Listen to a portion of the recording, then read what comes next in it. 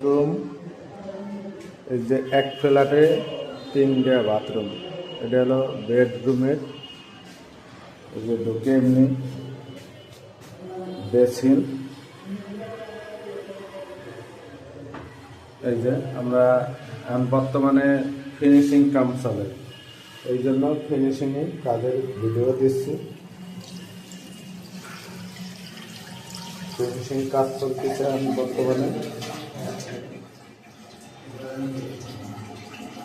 টাইলসটাও লাগানো সুন্দর হয়েছে। কমোড সেট করা হয়েছে, পুশ শাওয়ার, টাওয়েল। এই পাশে ঝর্ণা দিছি,